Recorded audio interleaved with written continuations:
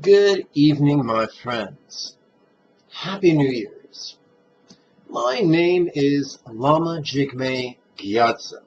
I am the non-sectarian Buddhist monk, teacher, healer, yogi, and tantrika who blends the teachings of Buddha and Lao Tzu, Sutra and Tantra, Theravada and Mahayana.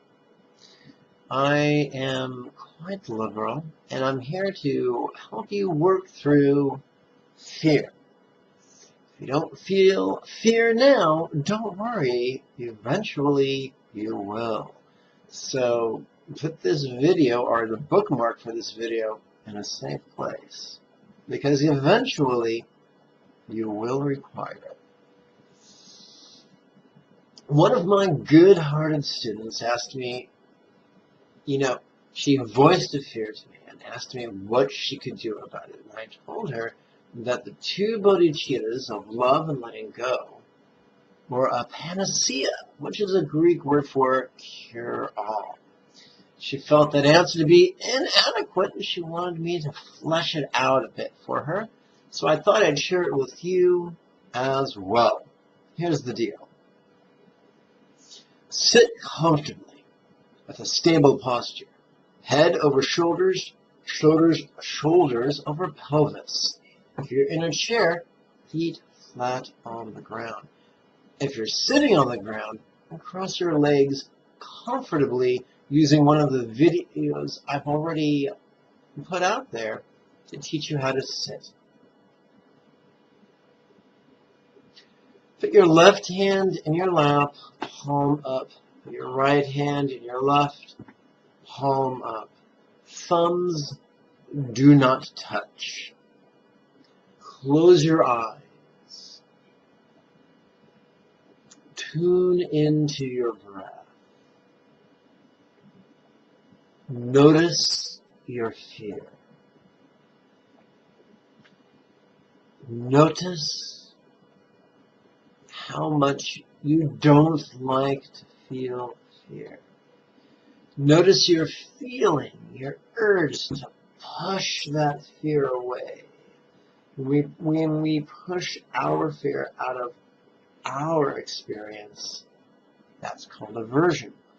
When we push everyone else's fear away, that's called compassion.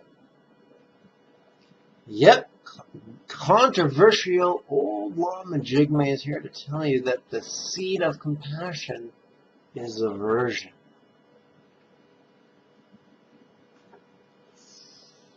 As you feel your fear, on the in-breath, mentally recite, silently recite, the six-syllable intention, may all beings benefit.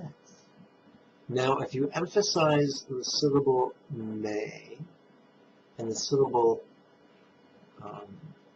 me, then you'll be prone to smile, even in the face of fear, to gently pull one's corners up into a subtle smile helps the brain to access joy.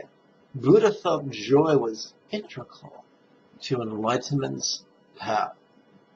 So I'm going to now recite, may all beings benefit, with the accents, with the emphasis. May all beings benefit. And when you recite it verbally that way, may all beings benefit, you pull the corners of your mouth up into a smile. If you silently, mentally recite it while emphasizing the may and the me, you'll smile as well, and that can be very healing. So may all beings benefit. On the out-breath, silently, mentally recite Om Mani Padme Hum. That's the invocation of love and letting go, the supplication that they come to define us.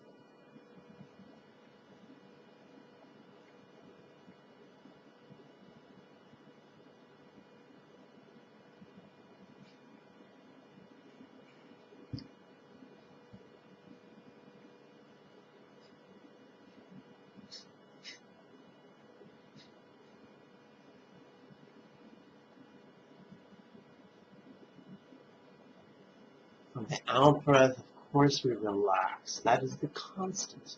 What are the two constants? On the in-breath, we find a syllable or two to help us smile. On the out-breath, we relax.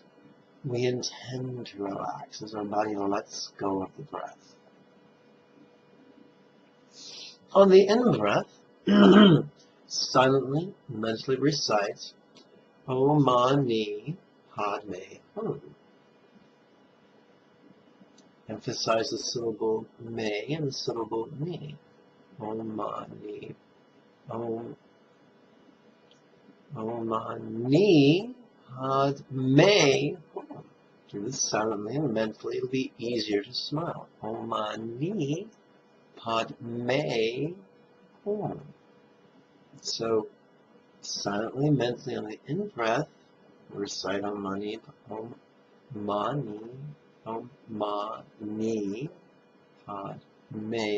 Hum. On the out-breath, we silently, mentally intend completely letting go.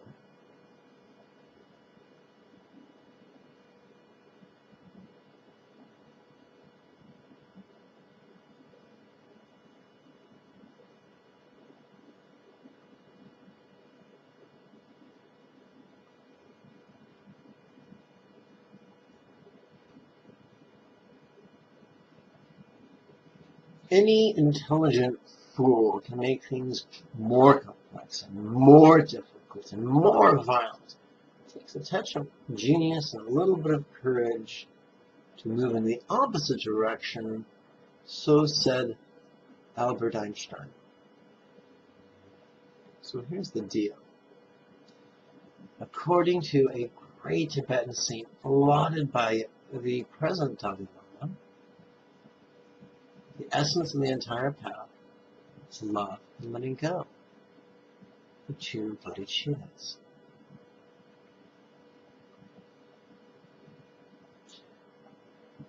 So as we sit in meditation, if disgusting, frightening, grotesque, over-the-top images of what we fear for ourselves and for others dances across our mind, good. Let that fuel our version for our suffering, our version for other people's suffering, while still persisting with the two exercises. May all beings beneath it, Om Mani Padme Hum, followed by Om Mani Padme Hum, completely letting go. Let it play out. If you sit for approximately 1 1/3 minutes, it might dampen a little bit, but it might not. Remember, by counting our 12 breaths on the 12 creases of our right hand, 1, 2, 3, 4, 5, 6, 7, 8, 9, 10, 11, 12, we get to approximately 1 1/3 minutes. By counting our sets of 12 on our left hand, first set, second set, third set, I get to 4 minutes. Then we get to 8 minutes. Then we get to 12 minutes. Then we get to 16 minutes. If your fear persists for 1 minute, it might not persist for 4. If it persists for 8 minutes, it might not persist for 12. If it persists for 16 minutes, it might not persist for 20. So you see the pattern. We sit with whatever manifests, whether it's glorious or whether it is grotesque. We sit with it. We work with it. We allow it to fuel our universal compassion. We allow it to fuel our wisdom of letting go. And eventually, the fear will exhaust itself. Well, so I could sit there and read the phone book, and eventually my fear will exhaust myself. What's the benefit of sitting like a cartoon character, playing with words in my head while smiling? Glad you asked. You're training yourself in the paths of compassion and letting go. That is one path trod by all the Buddhas. That is the only way to become a Buddha. That is the quickest way to become a Buddha. But what about breath work? Buddha talked about breath work approximately 8 times in his 40-year teaching career. He talked about love more than 100 times. So it doesn't take a Rhodes Scholar to posit that maybe he valued love training even more than breath training. Now, for those of you who are die-hard fans, remember we are working with our love training and our wisdom training in harmony with each in-breath and out-breath. Therefore, it can be said, or at least argued, that while we are directly working with love and directly working with letting go, we are indirectly working with our breath. So none of Buddha's teachings is being left unpracticed. Pretty cool stuff.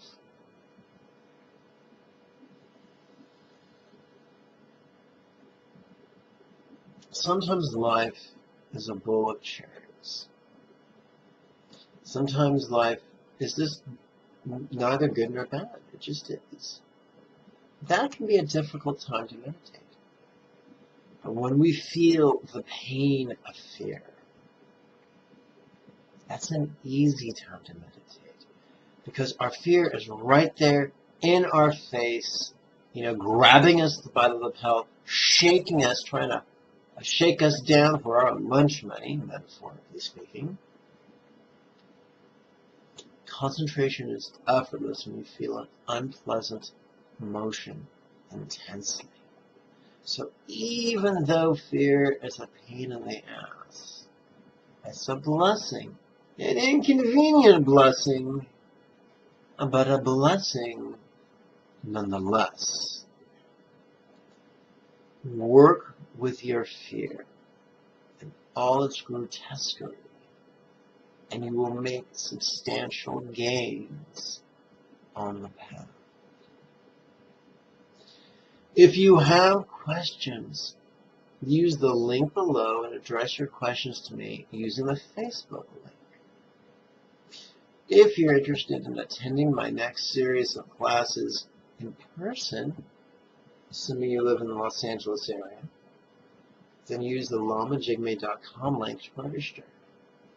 If you're going to be attending over Skype, use the same lamajigme.com link to register, because there's only so much room in my venue or on Skype. So reserve your spot now for the January 14th series of classes. May you and yours be healthy and happy. Happy New Year.